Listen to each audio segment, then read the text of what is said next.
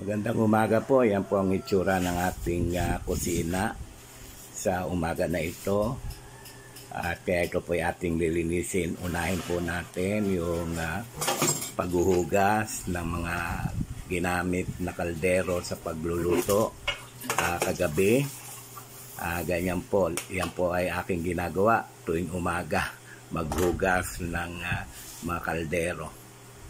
At pagkatapos ay lilinisin natin yung ating gas stove kasi maraming talsik ng mantika lalo na sa ibabaw, kaya yan ay ating pong lilinisin. At dahil isang linggo sa ipon ng basura, atin na po itong isasarado yung sako.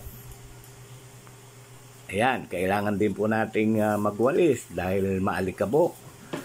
Yan po ang ating ginagawa.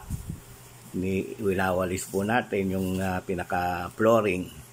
At ayan na po yung resulta. Makikita nyo po yung lababo. Malinis na siya. At nakataob na rin yung mga kaldero, kawali. Ayan.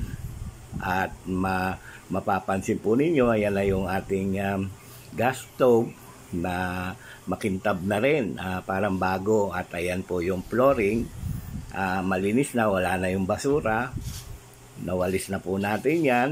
At makikita nyo, yan po ay malinis na. At nandyan po yung mga labada dahil dito rin po kami naglalaba.